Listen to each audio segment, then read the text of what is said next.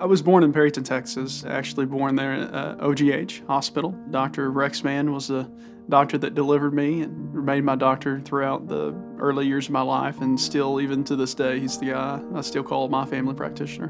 Perryton was a great place for me to grow up. I enjoyed the small community. Everybody knew one another and everybody looked out for one another. I think some of the things that I always think back on is my family did fine financially, but it wasn't always easy going. But the thing I remember that my mother did was she always took the time to believe in you.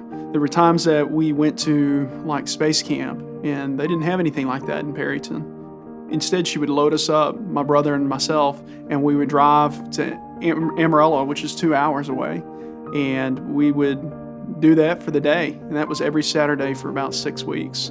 And she faithfully took us every time. I remember going out in the halls and we could set up different planets and they'd show you the distance between them just to try to get your mind to wrap around that at that age. Later on, when I got a little bit older, I decided I wanted to be an oceanographer, and which is in the middle of Texas, we have no water. So, as you know, she never doubted me for a minute.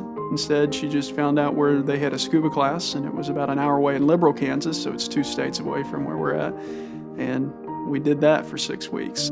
Those things, I think, are things that I took for granted until later in life. I didn't realize how much that shaped me and allowed me to dream big, to know that no matter what I wanted to do, it was achievable. So when I got ready for college, I considered a couple of different options. Looked at West Texas A&M, and then looked at Texas A&M and College Station as well.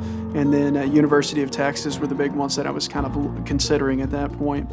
West Texas A&M was a place that my dad went to college, and it kind of had the heritage from that stance. And it allowed for a little bit more one-on-one time with the professors, and it was smaller class sizes, so I felt like I had more of an opportunity to succeed and be involved.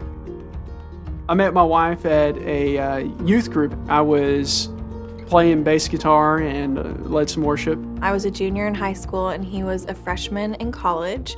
He asked me out and then we just started dating, and 2 years later got married. I actually just graduated nursing school in May, and I worked from June until just this month in the MICU Medical Intensive Care Unit at the hospital that Blake works at right now. Something that I wanted was to be invisible so I could watch what he does on a daily basis, and that actually came true because he worked in a rotation on the same floor that I was working as a nurse, and it's so cool to see him doing what I've heard him talking about the past, 8 years of his life.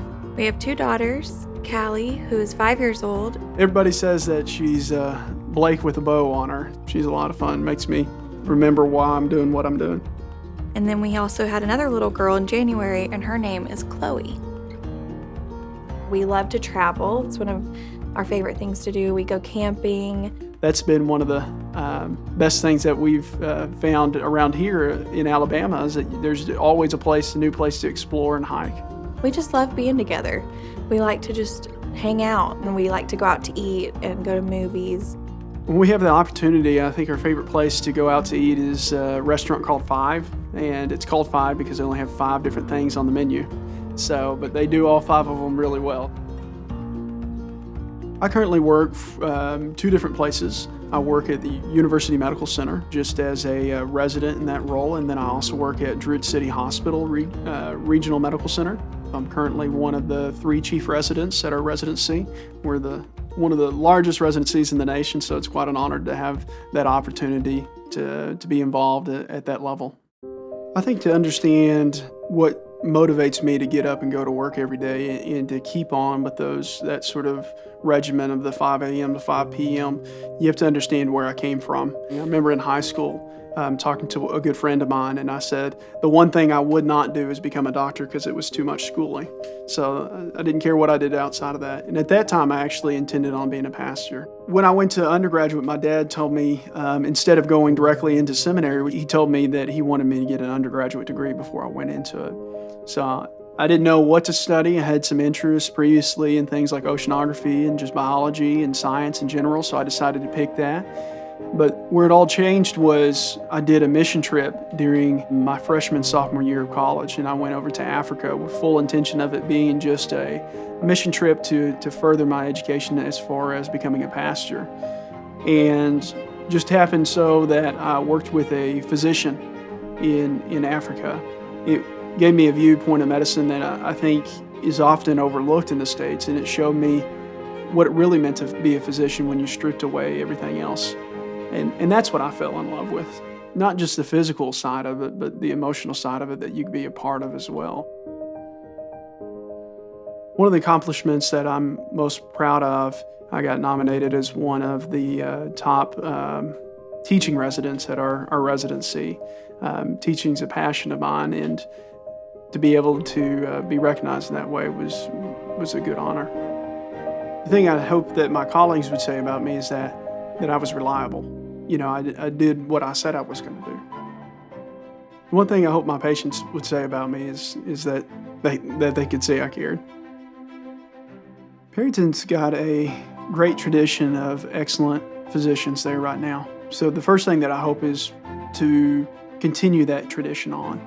And secondly, I hope to bring something a little bit unique that's going to be of great value to the community. One of those being doing colonoscopies and endoscopies. Moving back to Perryton is something that I am so excited about. It's somewhere that I just can't wait to live. It's a fun town to visit, and it's going to be really fun to raise my kids there. The thing that I would most like to say to the people of Perryton is thank you. Thank you for supporting me. The hospital and the state supported my education through medical school. That played a key role in where I'm at right now. And then also thank you for supporting me in those early years, whether you played a role as a teacher or you played a role as a mentor in church. Practicing medicine at OGH excites me because it allows me, first of all, to have a great group of colleagues to call on when I have questions, and it allows me to get back to the people I knew growing up and to help them when they're in need. I'm so excited to get to come and serve, to bring what I can to make it even better than what it is today. My family and I can't wait to be back in Perryton and be a part of the OGH family.